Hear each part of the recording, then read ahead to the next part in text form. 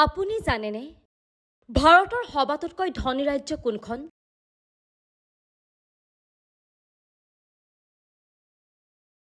ভাৰত এখন বৈচিত্ৰ্যপূৰ্ণ দেশ।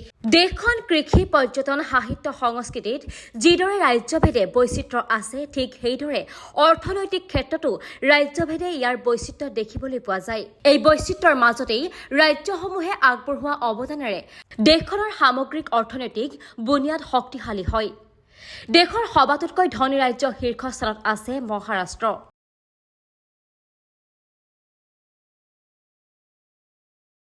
ৰাজ্যখনৰ ৰাজধানী মুম্বাই, যাক ভাৰতবৰ্ষৰ অৰ্থনৈতিক ৰাজধানী হিচাপে জনা যায়। প্ৰযুক্তিৰ বিভিন্ন প্ৰতিষ্ঠানেৰে দ্ৰুতগতিত উন্নয়নৰ দিশে আগবঢ়া মহাৰাষ্ট্ৰৰ GSDP ৩১ লাখ কোটি।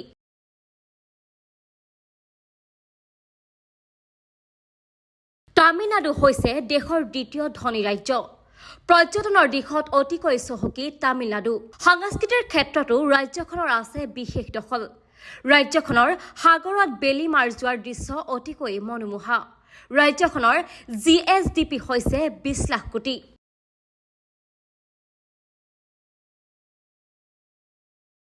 মোদীৰ ৰাজ্য গুজৰাট আছে এই তালিকাত তৃতীয় স্থানত। এই ৰাজ্যখন ঔদ্যোগিক ক্ষেত্ৰত আগবঢ়াৰ লগতে পৰ্যটনৰ ক্ষেত্ৰতো আগবঢ়া। ৰাজ্যখনৰ GSDP হৈছে ২০ লাখ কোটি।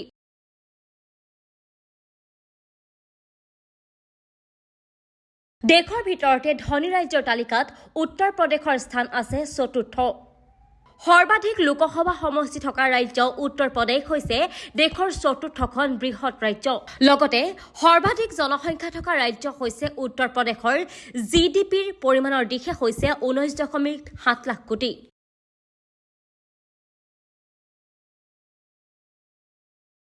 ভাৰতৰ ধনী ৰাজ্যৰ তালিকাত পঞ্চম স্থানত আছে কৰ্ণাটক। ৰাজ্যখনৰ ৰাজধানী বাংগালুৰু এখন ITC চিটি। ভাৰতৰ চিলিকন ভেলী বুলিও কোৱা হয়। সাহিত্য সংস্কৃতিৰ দিশত চহকী ৰাজ্যখনৰ GSDP হৈছে 19.6 লাখ কোটি।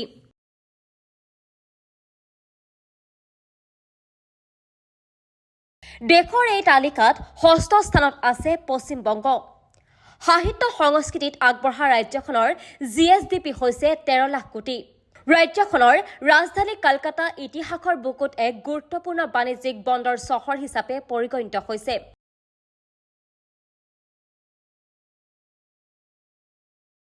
দেশৰ ধনী ৰাজ্যৰ তালিকাত সপ্তম স্থানত আছে অন্ধ্ৰপ্ৰদেশ। মাছ উৎপাদনৰ ক্ষেত্ৰত বিশেষ ভূমিকা আছে ৰাজ্যখনৰ। ৰাজ্যখনৰ GSDP হৈছে 11.3 লাখ কোটি। ৰাজ্যখনে নিজকে উদ্ভাৱন আৰু উন্নয়নৰ কেন্দ্ৰ হিচাপে প্ৰতিষ্ঠা কৰিবলৈ সক্ষম হৈছে।